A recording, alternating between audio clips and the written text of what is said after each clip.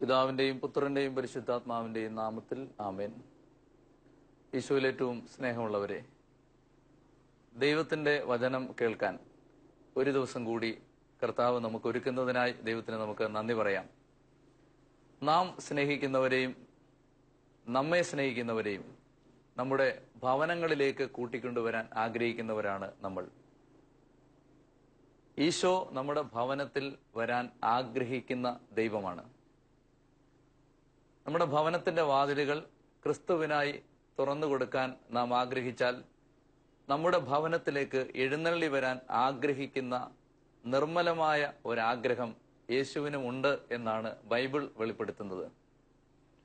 വെളിപാട് പുസ്തകം 3-ാം അധ്യായം 20-ാം തിരുവചനത്തിൽ നമ്മൾ ഇങ്ങനെ വായിക്കുന്നു: ഇതാ ഞാൻ വാതിൽക്കൽ മുട്ടുന്നു.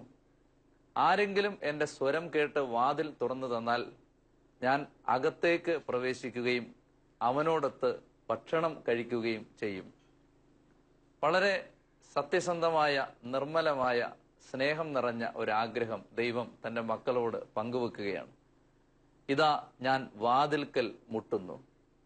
നമ്മുടെ വാതിൽ പടിക്ക് വെളിയിൽ ഒരു ദൈവം മുട്ടി വിളിക്കുന്നു എന്ന ഒരു ഓർമ്മ തന്നെ എത്രയോ മനോഹരമാണ്. നമ്മുടെ വീടിന്റെ പ്രധാന വാതിലിന്റെ വെളിയിൽ തുറന്നു കൊടുക്കുന്ന മനുഷ്യന്റെ ഔദാര്യത്തിന് കാതോർത്ത്, സന്മനസ്സിന് കാതോർത്ത് ഒരു ദൈവം പുറത്തെ മഞ്ഞിലും മഴയിലും വെയിലിലും നിൽക്കുന്നുണ്ട് എന്ന ഓർമ്മ തന്നെ എത്രയോ ആർദ്രമാണ്. ഈശോ പറയുന്നു, ഞാനിതാ നിന്റെ വീടിന്റെ വാതിൽക്കൽ നിൽക്കുന്നു, ഞാൻ മുട്ടി വിളിക്കുന്നു. ഈ ആരവത്തിനിടയിൽ ടെലിവിഷന്റെയും മൊബൈൽ ഫോണിന്റെയും സംസാരങ്ങളുടെയും കലഹങ്ങളുടെയും ബഹളത്തിന്റെയും നിതാന്ത നിശബ്ദതയ്ക്ക് ഒരു ഇത്തിരിയിടം പോലും അവശേഷിക്കാത്ത ആരവം നിറഞ്ഞ ശബ്ദമുഖരിതമായ ഈ ജീവിതത്തിന്റെ നടുവിൽ ആരെങ്കിലും എന്റെ സ്വരം കേട്ട് വാതിൽ തുറന്നു തന്നാൽ ഞാൻ അകത്തേക്ക് വരികയും അവനോടൊത്ത് ഭക്ഷണം കഴിക്കുകയും ചെയ്യും എന്ന് പറയുന്ന ഈശോ. ഒന്ന് ഓർത്തു നോക്കിയാൽ എത്രയോ മനോഹരമാണ് കർത്താവിന്റെ ഈ ആഗ്രഹം നമ്മുടെ ഹൃദയത്തിലേക്ക് ചൊരിയുന്ന വസന്തം. നമ്മുടെ വീടിന്റെ അകത്തേക്ക് കടന്നു വരാൻ ആഗ്രഹിക്കുന്ന ഒരു ദൈവം. സുവിശേഷങ്ങളിലൂടെ കടന്നു പോകുമ്പോൾ അനേകം വീടുകളിൽ ഈശോ ചെന്നതായും ദുഃഖങ്ങളിലും സന്തോഷങ്ങളിലും വേദനകളിലും മനുഷ്യന്റെ സാധാരണ ജീവിതാവസ്ഥകളിലേക്ക് ഈശോ ഇടപെട്ടതായും മനോഹരമായി ദൈവത്തിന്റെ വചനം പങ്കുവെക്കുന്നുണ്ട്. പത്രോസിന്റെ വീട്ടിലേക്ക് ഈശോ കടന്നു ചെല്ലുന്നു. പനി പിടിച്ച് അവശയായി കിടന്ന പത്രോസിന്റെ അമ്മായിയമ്മയെ കൈക്ക് പിടിച്ച് രോഗക്കിടക്കയിൽ നിന്ന് എഴുന്നേൽപ്പിക്കുന്നു. ജായിറോസിന്റെ വീട്ടിലേക്ക് കടന്നു ചെല്ലുന്നു. 12-കാരിയായ ജായിറോസിന്റെ മരിച്ച മകളെ ബാലിക എഴുന്നേൽക്കുക എന്ന് പറഞ്ഞ് കൈക്ക് പിടിച്ച് എഴുന്നേൽപ്പിക്കുന്നു, ജീവനിലേക്ക് ഉയർത്തെഴുന്നേൽപ്പിക്കുന്നു. ലാസറിന്റെ മരണത്തിന്റെ കണ്ണുനീര് പെയ്ത വീട്ടിലേക്ക് ഈശോ ചെല്ലുന്നു. സഹോദരിമാരെ ആശ്വസിപ്പിച്ചിട്ട് മരിച്ചവനെ കല്ലറയിൽ നിന്ന് ജീവിതത്തിലേക്ക് തിരിച്ചു കൊണ്ടുവരുന്നു. കാനായിലെ കല്യാണ വീട്ടിലേക്ക് ഈശോ ചെല്ലുന്നു. ഒരിക്കലും മനുഷ്യന്റെ ക്രമീകരണത്തിന് പൂർത്തിയാക്കാനാവാത്ത ഒരപര്യാപ്തതയെ സ്വന്തം സ്നേഹത്തിന്റെ വിരൽത്തുമ്പ് കൊണ്ട് വെള്ളത്തെ തൊട്ട് വീഞ്ഞാക്കി ആ വീടിന്റെ കുറവിനെ അത്ഭുതകരമായിട്ട് പരിഹരിക്കുന്നു. ഓരോ വീട്ടിലേക്കും കടന്നു ചെല്ലുന്ന ഈശോ ആ വീടിന്റെ അവസ്ഥകളെ അത്ഭുതകരമായി രൂപാന്തരപ്പെടുത്തിയത് സുവിശേഷത്തിന്റെ വചനത്തിന്റെ താൾപ്പുറങ്ങൾ മനോഹരമായി വരച്ചു കാണിക്കുന്നുണ്ട്. ഇന്ന് എന്റെയും നിന്റെയും ഊഴമാണ്. നമ്മുടെ വീടിന്റെ വെളിയിൽ ഒരു ദൈവം വാതിൽ തുറന്നു കൊടുക്കുന്ന ഔദാര്യതയ്ക്ക് കാതോർത്ത് കാത്തു നിൽക്കുന്നു എന്നൊരോർമ്മയിൽ നമുക്ക് ഈ വചനചിന്തയിലേക്ക് പ്രവേശിക്കാം. ഒരു വീട്ടിലേക്ക് ഈശോ ചെന്ന 3 സന്ദർഭങ്ങളെ നമുക്കിന്നൊന്ന് ഓർമ്മിച്ചെടുക്കാം. അത് നമുക്ക് സുപരിചിതമായ ഒരു വീടാണ്. 2 സ്ത്രീകളുടെ പേരിലാണ് സുവിശേഷം ആ വീടിനെ പരിചയപ്പെടുത്തിയത്. മാർത്തായുടെയും മറിയത്തിന്റെയും വീട്. മാർത്തായുടെയും മറിയത്തിന്റെയും നഗരമായ ബഥാനിയ എന്ന ബഥാനിയയെ ബൈബിള് വരച്ചു കാണിക്കുന്നുണ്ട്. ഇപ്പൊ 2 സഹോദരിമാരുടെ 2 സ്ത്രീകളുടെ പേരിൽ ഒരു വീടിനെ, ഒരു നഗരത്തെ, ഒരു ദേശത്തെയൊക്കെ സ്വർഗം പേര് വിളിക്കുന്നു എന്ന മനോഹരമായ ഒരു സൂചനയും അതിനകത്തുണ്ട്. മാർത്തയുടെയും മറിയത്തിന്റെയും വീട്ടിലേക്ക് ഈശോ ചെന്ന 3 സന്ദർഭങ്ങൾ സുവിശേഷങ്ങള് നമ്മുടെ മുമ്പിലേക്ക് വരച്ചു കാണിക്കുന്നുണ്ട്. ആ 3 സന്ദർഭങ്ങൾ ലൂക്കായുടെ സുവിശേഷം 10-ാം അധ്യായത്തിൽ 38 മുതൽ 42 വരെയുള്ള തിരുവചന ഭാഗത്ത് ആദ്യം മാർത്തയുടെയും മറിയത്തിന്റെയും വീട്ടിലേക്ക് ഈശോ ചെല്ലുന്ന ഭാഗം. പിന്നീട് യോഹന്നാന്റെ സുവിശേഷം 11 അധ്യായം 1 മുതൽ 44 വരെയുള്ള തിരുവചന ഭാഗത്ത് രണ്ടാമത്തെ യേശുവിന്റെ സന്ദർശനം. മൂന്നാമത്തെ ഭാഗം യോഹന്നാൻ 12 1 മുതൽ 8 വരെയുള്ള തിരുവചന ഭാഗങ്ങളിൽ മൂന്നാമത്തെ തവണ യേശു ഈ വീട്ടിലേക്ക് സന്ദർശനം നടത്തുന്ന ഭാഗം ബൈബിള് വരച്ചു കാണിക്കുകയാണ്. ഈ 3 ഭാഗത്ത് മനോഹരമായ ചില സൂചനകൾ ദൈവത്തിന്റെ വചനം നമുക്ക് വേണ്ടി ഒളിപ്പിച്ചു വെക്കുന്നുണ്ട്. ലൂക്കായുടെ സുവിശേഷം 10 അധ്യായം 38 മുതലുള്ള തിരുവചന ഭാഗത്ത് യേശു മാർത്തയുടെയും മറിയത്തിന്റെയും വീട്ടിലേക്ക് ചെല്ലുന്നത് അവരുടെ സാധാരണ ജീവിത സാഹചര്യങ്ങളുള്ള ഒരു സമയത്താണ്. ഒരു മനുഷ്യന്റെ സാധാരണ ദിവസങ്ങളിലേക്ക് കർത്താവ് കടന്നു ചെല്ലുന്നു. ആ ഭാഗത്ത് മാർത്തയുടെയും മറിയത്തിന്റെയും വീട്ടിൽ പ്രത്യേകമായി എന്തെങ്കിലും ഒരു വിശേഷമോ എന്തെങ്കിലും ഒരു ആഘോഷമോ ഒരു സങ്കടമോ ഒന്നും രേഖപ്പെടുത്താതെ ഒരു മനുഷ്യന്റെ ഒരു ഭവനത്തിലേക്ക്, ഒരു കുടുംബത്തിലേക്ക്, അവന്റെ സാധാരണ ദിവസത്തിലേക്ക് കർത്താവ് കടന്നു ചെല്ലുന്നു. രണ്ടാമത്തെ ഭാഗം യോഹന്നാന്റെ സുവിശേഷം 11 അധ്യായത്തിൽ ഇതേ വീട്ടിലെ ഏറ്റവും കഠിനമായ ദുഃഖത്തിന്റെ നാളുകളിൽ ഈശോ ചെല്ലുന്നു. ലാസർ, സഹോദരനായ ലാസർ മരണപ്പെട്ടു എന്ന വാർത്ത അറിഞ്ഞ് ആ ദുഃഖത്തിന്റെ തീവ്രതയിൽ വേദനിക്കുന്ന സഹോദരിമാരുടെ സങ്കടങ്ങളിലേക്ക് ഈശോ കടന്നു ചെല്ലുന്നു. മൂന്നാമത്തെ ഭാഗത്ത് യോഹന്നാന്റെ സുവിശേഷം 12 അധ്യായത്തിൽ 1 മുതൽ 8 വരെയുള്ള ഭാഗത്ത് ലാസറിനെ ഉയർപ്പിച്ചതിന് ശേഷം ആ കുടുംബം അതിന്റെ സന്തോഷം ആഘോഷിക്കുമ്പോൾ ഈശോ ആ വീട്ടിലേക്ക് കടന്നു ചെല്ലുന്നു, പെസഹായ്ക്ക് 6 ദിവസങ്ങൾക്ക് മുമ്പ്. ഈ 3 സംഭവങ്ങൾ മനോഹരമായ 3 കാര്യങ്ങളെ സൂചിപ്പിക്കുകയാണ്. ഒന്നാമത്തേത്, ക്രിസ്തുവിന് വേണ്ടി നിന്റെ വീടിന്റെ വാതിൽ നീ തുറന്നു കൊടുത്താൽ അവൻ നിന്റെ ജീവിതത്തിന്റെ സാധാരണ ദിവസങ്ങളിൽ നിന്റെ വീട്ടിലുണ്ടാവും. ക്രിസ്തുവിന് വേണ്ടി നിന്റെ വീടിന്റെ വാതിൽപ്പടി നീ തുറന്നു കൊടുത്താൽ അവൻ നിന്റെ ജീവിതത്തിന്റെ ഏറ്റവും ദുഃഖപൂരിതമായ നാളുകളിൽ നിന്റെ ഭവനത്തിലുണ്ടാവും. ക്രിസ്തുവിന് വേണ്ടി നീ നിന്റെ വാതിൽ തുറന്നു കൊടുത്താൽ അവൻ നിന്റെ ഏറ്റവും മൂർത്തമായ സന്തോഷത്തിന്റെ, ആനന്ദത്തിന്റെ നാളുകളിൽ നിന്നോടൊപ്പം ഉണ്ടാവും. യേശുവിന് വേണ്ടി ഒരു കുടുംബം വാതിൽ തുറന്നു കൊടുത്താൽ ആ കുടുംബത്തിന്റെ സാധാരണ ദിവസങ്ങളിൽ യേശു വരും. ആ കുടുംബത്തിന്റെ ദുഃഖത്തിന്റെ നെടുവീർപ്പുകളിൽ യേശു വരും. ആ കുടുംബത്തിന്റെ ആനന്ദത്തിന്റെ ആഘോഷങ്ങളിൽ യേശു വരും. പ്രിയപ്പെട്ട സഹോദരങ്ങളെ, വീടിന്റെ വാതിൽപ്പടിക്ക് വെളിയിൽ, വീടിന്റെ ജനാലപ്പാളികൾക്ക് വെളിയിൽ, പുറത്തെ മഞ്ഞിലും മഴയിലും ഒരു ദൈവം നിന്റെ മനസ്സിന്റെ ആർദ്രമായ ഒരു സമീപനത്തിന് കാതോർത്ത്, നിന്റെ മനസ്സ് അവന് വേണ്ടി അനുകൂലമാവുന്ന ഒരു നിമിഷത്തിന് കാതോർത്ത് കാത്തു നിൽക്കുന്നുണ്ട് എന്നോർമ്മിക്കാൻ കഴിയട്ടെ. ക്രിസ്തുവിന് വേണ്ടി നീ നിന്റെ വീടിന്റെ വാതിൽ തുറന്നു കൊടുത്താൽ നിന്റെ ജീവിതത്തിന്റെ എല്ലാ കാലങ്ങളിലും യേശു നിന്റെ കൂടെ ഉണ്ടാവും. അതുകൊണ്ടാണ് മത്തായി സുവിശേഷം 28 അധ്യായം 20 തിരുവചനത്തിൽ മത്തായിയുടെ സുവിശേഷം പൂർണ്ണമാവുന്നത് ആ വാഗ്ദാനത്തോടു കൂടിയാണ്. യുഗാന്തം വരെ എന്നും ഞാൻ നിങ്ങളോട് കൂടെ ഉണ്ടായിരിക്കും. യുഗാന്തം വരെ എന്നും ഞാൻ നിങ്ങളോട് കൂടെ ഉണ്ടായിരിക്കും. മനോഹരമായ ഒരു വാഗ്ദാനം ദൈവം തരികയാണ്.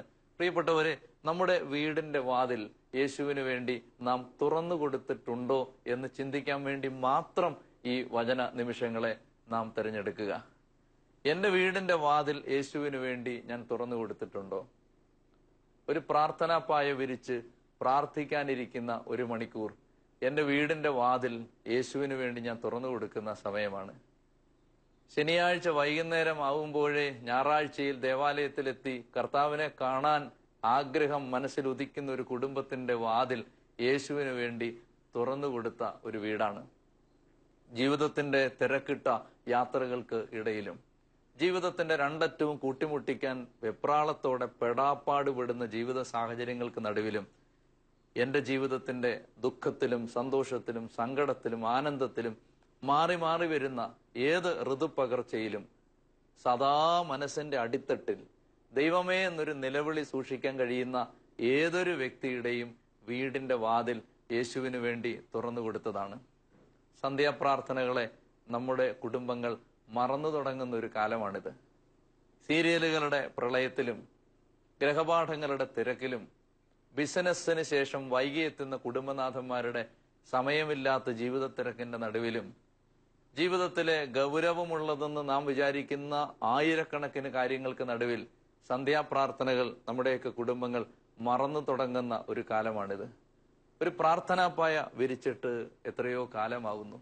കുടുംബാംഗങ്ങൾ ഒരുമിച്ച് ദൈവസന്നിധിയിലേക്ക് കണ്ണുനീരോടെ കരങ്ങൾ കോർത്തിട്ട് എത്രയോ കാലമാവുന്നു.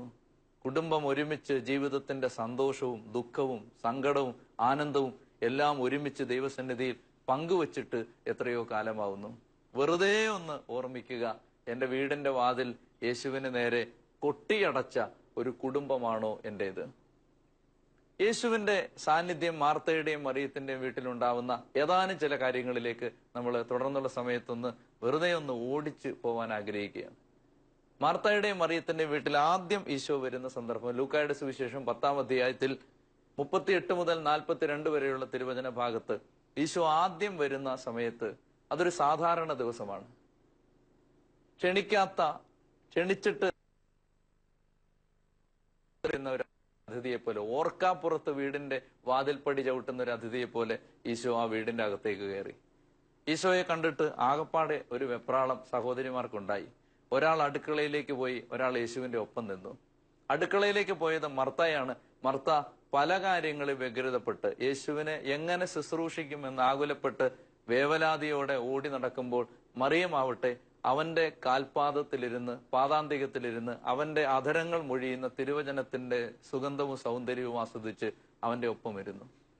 പല കാര്യങ്ങളിൽ വ്യഗ്രതപ്പെട്ട മാർത്ത അടുക്കളയിൽ നിന്ന് ശുശ്രൂഷ ചെയ്യുന്ന ഇടങ്ങളിൽ നിന്ന് ഓടി യേശുവിന്റെ അടുത്തേക്ക് വന്നിട്ട് യേശുവിനോട് പറയുന്നു, എന്റെ സഹോദരി എന്നെ തനിയെ ജോലി ചെയ്യാൻ വിട്ടിരിക്കുന്നത് നീ കാണുന്നില്ലേ? എന്നെ സഹായിക്കാൻ അവളോട് നീ പറയുക. ഈശോ പറയുന്ന മനോഹരമായ മറുപടി, മർത്ത മർത്ത, നീ പല കാര്യങ്ങളെക്കുറിച്ചും ആകുലപ്പെട്ടിരിക്കുന്നു, വ്യഗ്രചിത്തയായിരിക്കുന്നു. ഒറ്റ കാര്യം മാത്രമേ ആവശ്യമുള്ളൂ, മറിയം നല്ല ഭാഗം തിരഞ്ഞെടുത്തിരിക്കുന്നു. ഈശോ നിന്റെ ജീവിതത്തിന്റെ സാധാരണ ദിവസങ്ങളിലേക്ക് വരുമ്പോൾ ഈ ഭാഗത്ത് 1-2 മനോഹരമായ സൂചനകൾ വചനം ഒളിപ്പിച്ചു വെക്കുന്നത് ഇങ്ങനെയാണ്. ഒന്നാമത്തേത്, യേശു നമ്മുടെ വീട്ടിലേക്ക് വരുമ്പോൾ നമ്മുടെ വീട്ടിലെ റോൾ എന്താണ്? അതിഥിയുടെ റോളാണോ വീട്ടുകാരന്റെ റോളാണോ? മർത്ത വന്ന് യേശുവിനോട് പങ്കുവെക്കുന്നത് സത്യത്തിൽ ഒരു അടുക്കളക്കാര്യമാണ്. ഒരു VIP വീട്ടിലേക്ക് വിളിച്ചു വരുത്തിയിട്ട് ഒരിക്കലും നമ്മൾ VIP അടുക്കള കാര്യങ്ങൾ പറയില്ല. ഒരിക്കലും നമ്മുടെ വീട്ടിലേക്ക് ഏറ്റവും പ്രമുഖനായ പ്രാധാന്യമുള്ളൊരു ഗസ്റ്റിനെ വിളിച്ചു വരുത്തിയിട്ട് ആ ആളോട് നമ്മുടെ അടുക്കളയിലെ കുശുമ്പും കുന്നായ്മയും പരിഭവങ്ങളും പരിദേവനങ്ങളും ആരും പറയില്ല. ഈശോയുടെ അടുത്തേക്ക് അത്ര സ്വാതന്ത്ര്യത്തോടെ മാർത്ത ഓടി വന്ന്, ഈശോയെ, എന്റെ സഹോദരി എന്നെ ജോലി ചെയ്യാൻ തനിയെ വിട്ടിരിക്കുന്നത് നീ കാണുന്നില്ലേ എന്ന് പറയണമെങ്കിൽ യേശുവിന് ആ വീട്ടിലെ റോൾ എന്താണ്? അവനൊരു അതിഥിയല്ല, സത്യത്തിൽ ഒരു വീട്ടുകാരന്റെ സ്വാതന്ത്ര്യം യേശുവിന് ആ വീട്ടിൽ ഉണ്ട്. യേശുവിന് വേണ്ടി ഒരു വ്യക്തി വീടിന്റെ വാതിൽ തുറന്നു കൊടുത്താൽ യേശു അതിഥിയുടെ സ്ഥാനം വിട്ട് ആതിഥേയനായി മാറും എന്നുള്ളതാണ് ഈ ഭാഗം തരുന്ന സൂചന. യേശുവിന് വേണ്ടി നിന്റെ വീടിന്റെ വാതിൽ നീ തുറന്നു കൊടുത്താൽ യേശു നിന്റെ ഏറ്റവും പ്രൈവറ്റായ കാര്യങ്ങളിൽ പോലും ആക്സസ് ഉള്ള, കയറി ചെല്ലാൻ സ്വാതന്ത്ര്യമുള്ള, ഏറ്റവും പ്രൈവറ്റായ കാര്യം പോലും തുറന്നു പറയാൻ മാത്രം സ്വാതന്ത്ര്യത്തിന്റെ മനസ്സിന്റെ ഇഴയടുപ്പമുള്ള ആളായി മാറും എന്നുള്ളതാണ് മർത്തയുടെ വാക്കുകളിൽ ഒളിഞ്ഞിരിക്കുന്ന സുവിശേഷം. അപ്പൊ സത്യത്തിൽ എന്താണ് മർത്ത ഓടി വന്ന് യേശുവിനോട് പറയുന്നത്? എന്റെ സഹോദരി എന്നോട് കാണിക്കുന്നത് നീ കാണുന്നില്ലേ? അവളോട് പറയുക, എന്നെ സഹായിക്കാൻ അവളോട് പറയുക. ഒരു വഴക്ക്, ഒരു കലഹം, രണ്ടുപേർക്കിടയിലെ തെറ്റിദ്ധാരണ വളരെ എളുപ്പത്തിൽ പങ്കുവെക്കാൻ പറ്റുന്ന തരത്തിൽ യേശുവുമായി ആ വീടിന് ആത്മാർത്ഥമായ അഗാധമായ ഒരു ആത്മബന്ധം രൂപപ്പെട്ടു എന്നാണ് അതിന്റെ അർത്ഥം. അല്ലെങ്കിൽ യേശുവിനോട് എന്തും തുറന്നു പറയാൻ, ഏറ്റവും പ്രൈവറ്റായ കാര്യം വരെയും തുറന്നു പറയാൻ പറ്റുന്ന തരത്തിലൊരു സ്വാതന്ത്ര്യം വീട്ടുകാർക്ക് യേശു കൊടുത്തു എന്നാണ് ആ വചനത്തിന്റെ അർത്ഥം. അങ്ങനെയാണെങ്കിൽ പ്രിയപ്പെട്ട സഹോദരങ്ങളെ, എന്തുകൊണ്ട് നമുക്ക് നമ്മുടെ വീടിന്റെ വാതിലുകൾ യേശുവിന് വേണ്ടി തുറന്നിട്ടുകൂടാ? യേശു അകത്തേക്ക് കയറുമ്പോൾ സന്ധ്യാപ്രാർത്ഥനയിൽ മനസ്സ് മടുക്കാതെ, പ്രഭാതത്തിലും വൈകുന്നേരവുമുള്ള പ്രാർത്ഥനകളിൽ, പ്രഭാതത്തിലും പ്രദോഷത്തിലുമുള്ള ദൈവ ആരാധനകളിൽ മനസ്സ് മടുക്കാതെ പങ്കെടുക്കുന്ന ഒരു കുടുംബത്തിന്റെ സകല കാര്യങ്ങളിലേക്കും യേശു ഇടപെടുന്നു. എമ്മാവൂസിലേക്ക് പോയ ശിഷ്യന്മാർക്കിടയിലും അങ്ങനെ ഒരു സൗഹൃദം രൂപപ്പെടുന്നുണ്ട്. ശിഷ്യന്മാര് രണ്ടുപേര് ആ യാത്രക്കിടയിൽ വഴിയിൽ വെച്ച് യേശുവിനോട് പറയുകയാണ്, രാത്രിയാവുന്നു, സൂര്യൻ അസ്തമിച്ചു, രാത്രിയായി, നേരം വൈകുന്നു, സ്റ്റേ ബാക്ക്, ഞങ്ങളുടെ കൂടെ താമസിക്കുക. വഴിയിൽ വെച്ച് കണ്ട യാത്രക്കാരനെ സത്യത്തിൽ യേശുവാണെന്ന് പോലും അറിയാതെ ആത്മാർത്ഥമായൊരു സൗഹൃദത്തിന്റെ പേരിൽ വീടിന്റെ അകത്തേക്ക് വിളിക്കുന്ന രണ്ടുപേർ. ഇവിടെ അതിഥി യേശുവും ആതിഥേയർ ഈ രണ്ട് ചങ്ങാതിമാരുമാണ്. പക്ഷെ വീടിന്റെ അകത്തേക്ക് കാലെടുത്ത് വെക്കുന്ന നിമിഷം മുതൽ യേശുവിന്റെ റോള്, അതിഥിയുടെ റോള് മാറി ആതിഥേയന്റെ റോളാവുകയാണ്. ആരാണ് ഒരു വീട്ടിൽ ഭക്ഷണം വിളമ്പുന്നത്? ഗസ്റ്റാണോ, ഹോസ്റ്റാണോ? അതിഥിയാണോ, ആതിഥേയനാണോ? ഒരു വീട്ടിൽ ഭക്ഷണം വിളമ്പുന്നത് നിശ്ചയമായിട്ടും വീട്ടുകാരനാണ്. എമ്മാവൂസിലേക്ക് പോയ ശിഷ്യന്മാരുടെ സംഭവം വിവരിക്കുന്ന ലൂക്ക 24 ഒന്ന് വെറുതെ ഒന്ന് വായിച്ചു നോക്ക്. ആരാണ് അപ്പം മുറിക്കുന്നത്? ടേബിളിൽ, ഭക്ഷണത്തിന് വേണ്ടി ക്രമീകരിച്ചിരിക്കുന്ന ടേബിളിൽ കസേരയിട്ടിരുന്ന് കർത്താവാണ് അപ്പം എടുത്ത് മുറിച്ച് അവർക്ക് കൊടുക്കുന്നത്. കുർബാന അന്നത്തെ സാഹചര്യത്തിൽ അത് കുർബാന കൊടുക്കുകയാണ് എന്ന് പറയാൻ പറ്റില്ല. അത് അവരുടെ അത്താഴമാണ്. അത്താഴം എടുത്ത് വിളമ്പി കൊടുക്കുന്നത് യേശുവാണ്. സത്യത്തിൽ എന്താണ് വചനം പഠിപ്പിക്കുന്നത്? വീടിന്റെ അകത്തേക്ക് പ്രവേശിക്കാൻ യേശുവിന് ഒരു റോള് കൊടുത്താൽ അവൻ പെട്ടെന്ന് നിന്റെ വീട്ടുകാരനായിട്ട് മാറുകയാണ്. ലോകത്ത് ഒരു അതിഥിക്കും നിന്റെ ഭവനത്തോട് കാണിക്കാനാവാത്ത അങ്ങേയറ്റത്തെ താതാത്മ്യത, അങ്ങേയറ്റത്തെ പൊരുത്തം നിന്റെ വീടിന്റെ സകല ദുരിതങ്ങളോടും കാണിക്കാൻ പറ്റുന്ന ഒരൊറ്റ അതിഥിയെ ഭൂമി പരിചയപ്പെട്ടിട്ടുള്ളൂ, അത് യേശുവാണ്.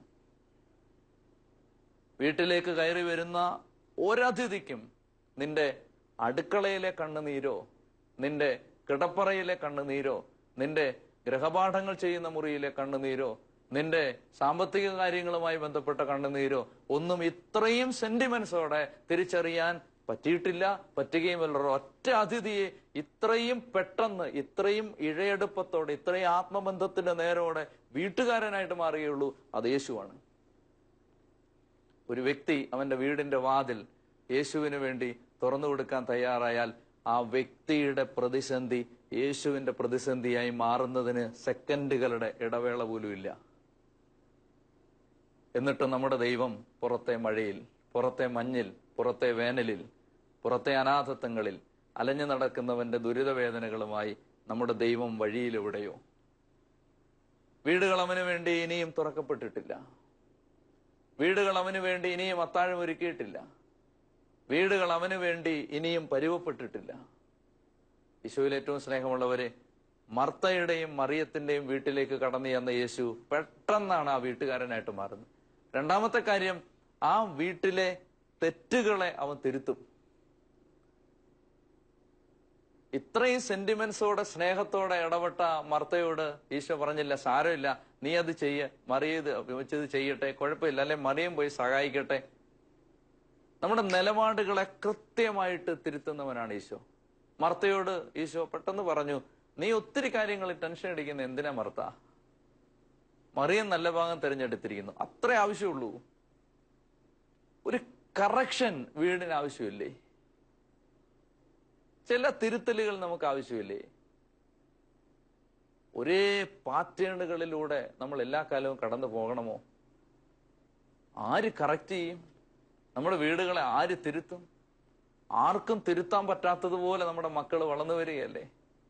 ഒരു ചെറിയ തിരുത്തലിന് പോലും കാതു കൊടുക്കാൻ പറ്റാത്ത തരത്തിൽ അത്രമേൽ അഗ്രവേറ്റഡായി, വയലന്റായി മാറുകയല്ലേ നമ്മുടെ കുഞ്ഞുങ്ങൾ. ഒരു കൗൺസിലിംഗ് റൂമിനും പരിഹരിക്കാൻ കഴിയാത്തതുപോലെ നമ്മുടെ ദുരിതങ്ങൾ ഹിമാലയം പോലെ വളരുകയല്ലേ. ആരാ തിരുത്തുക? ആര് തിരുത്തും?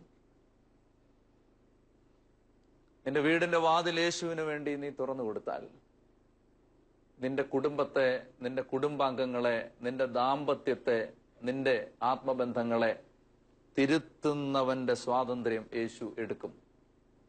അതുകൊണ്ട് യേശു പറയും, ശിമയോൻ എന്ന കുഷ്ഠരോഗിയുടെ വീട്ടിൽ ചെല്ലുമ്പോഴാണ്, ശിമയോൻ, നീ എനിക്ക് വേണ്ടി അത്താഴം ഒരുക്കി, പക്ഷെ നീ എന്നെ സ്നേഹിച്ചില്ല. നീ എനിക്ക് വേണ്ടി വിഭവങ്ങൾ തയ്യാറാക്കി, മേശപ്പുറത്ത് നിരന്നിരിക്കുന്ന ഏറ്റവും മോഹിപ്പിക്കുന്ന കൊതിയൂറുന്ന വിഭവങ്ങൾ നീ എനിക്ക് വേണ്ടി തയ്യാറാക്കി. പക്ഷെ നിന്റെ ഹൃദയത്തിന്റെ അകത്ത് അകത്ത് അകത്ത് എനിക്ക് വേണ്ടിയുള്ള സ്നേഹത്തിന്റെ ഉറവ പൊട്ടിയില്ല. അതാരാ ഇപ്പൊ ചെയ്തിരിക്കുന്നേ? വഴിയിൽ എവിടെയോ നിന്ന് കണ്ണുനീരും കഥനങ്ങളും ഭാരങ്ങളുമായി കയറി വന്ന ഒരു പാവിനിയായ സ്ത്രീ, അവളുടെ കണ്ണുനീര് കൊണ്ട് എന്റെ പാദം കഴുകി. എനിക്ക് വേണ്ടി നീ ഒരു പാത്രം വെള്ളം കരുതി വെച്ചില്ല ശിമയോൻ. പക്ഷെ അതേ വഴിയിൽ, ഇടവഴിയിൽ എവിടെയോ നിന്ന് കഥന ഭാരങ്ങളുമായി സങ്കടങ്ങളുമായി കടന്നു വരുന്ന ഒരു സ്ത്രീ ഇതാ ഇവിടെ എനിക്ക് വേണ്ടി അവളുടെ സ്നേഹം ഒഴുക്കി പങ്കുവെക്കുന്നു. പ്രിയപ്പെട്ടവരെ, കറക്റ്റിംഗ്. ആരാ നമ്മളെ തിരുത്താൻ? ഇനി യേശു നമ്മളെ തിരുത്തട്ടെ. നമ്മുടെ ജീവിതത്തിന്റെ പ്രതിസന്ധികളെ, വേദനകളെ, ദുഃഖങ്ങളെ, ഭാരങ്ങളെ, നമ്മുടെ ജീവിതത്തിൽ തിരുത്താനാവാത്ത മേഖലകളെ ആരാണ് ഇനി നമുക്ക് വേണ്ടി തിരുത്തുക? യേശു നമുക്ക് വേണ്ടി തിരുത്തട്ടെ. മർത്തയുടെയും മറിയത്തിന്റെ ഒരൊറ്റ ഭാഗം മാത്രമേ നമ്മൾ ചിന്തിക്കുന്നുള്ളൂ. മർത്തയുടെയും മറിയത്തിന്റെ വീട്ടിലേക്ക് ആദ്യം ചെന്ന് ഒരു സാധാരണ ദിവസത്തിൽ ഒരു സാധാരണ അതിഥിയായി വീടിനകത്തേക്ക് കാലുവെച്ച് കയറിയ യേശു ഒന്നാമത് വളരെ സെക്കൻഡുകളുടെ വ്യത്യാസം പോലും ഇല്ലാതെ വീട്ടുകാരന്റെ സ്വാതന്ത്ര്യത്തിലേക്ക് കയറി. രണ്ടാമത് ഈശോ കറക്റ്റ് ചെയ്തു. ആ സ്വാതന്ത്ര്യം ഉണ്ടായിരുന്ന വീട്ടിലേക്ക് പിന്നീട് ലാസർ എന്ന ആ കുടുംബത്തിലെ ഏക അത്താണി മരിച്ചപ്പോൾ ഈശോ വന്നു ലാസറിനെ ഉയർപ്പിച്ചു. പിന്നീട് ഉയർത്തെഴുന്നേറ്റ ലാസർ ജീവനിലേക്ക് തിരിച്ചു വന്നതിന്റെ ആനന്ദം അവർ കൊണ്ടാടുമ്പോൾ അവരുടെ ആനന്ദത്തിലും പങ്കുചേർന്നുകൊണ്ട് സ്വന്തം മരണം 6 ദിവസങ്ങൾക്ക് ശേഷം നിർണായകമായ ഒരു കാൽവരിയുടെ നെറുകയിൽ മരക്കുരിശിൽ തൂങ്ങിയാടാനുള്ള തന്റെ ജീവിതത്തിന്റെ ഭാഗധേയം കൺമുമ്പിൽ കാണുന്ന ആ ദിവസങ്ങളിൽ 6 ദിവസം മുമ്പ്, പെസഹായ്ക്ക് 6 ദിവസം മുമ്പ് വീണ്ടും ഈശോ വന്നു. അവന്റെ ദുഃഖങ്ങളെ മറന്ന് നിന്റെ സന്തോഷങ്ങളിൽ പങ്കുചേരും. എന്നെ കേൾക്കുന്ന പ്രിയപ്പെട്ട സഹോദരങ്ങളെ, ഇന്ന് എന്റെയും നിന്റെയും ഊഴമാണ്.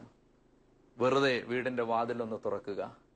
വെളിയിലേക്ക്, വഴിയോരങ്ങളിലേക്ക്, അകലങ്ങളിലേക്ക് നീളുന്ന ഒറ്റയടി പാതകളിലേക്ക് വെറുതെ ഒന്ന് കണ്ണോടിക്കുക. ഒരു ദൈവം നിന്റെ വീടിന്റെ പടി കയറി വരുന്നുണ്ടാവുമോ? വെറുതെ ഒന്ന് കണ്ണുപൂട്ടുക. അവനോട് പറയുക, ഞാനിതാ എന്റെ വീടിന്റെ വാതിൽ തുറന്നിട്ടിരിക്കുന്നു, നീ അകത്തേക്ക് വരിക. എന്റെ വീടിന്റെ ഓരോ മുറിയിലേക്കും നീ വരിക.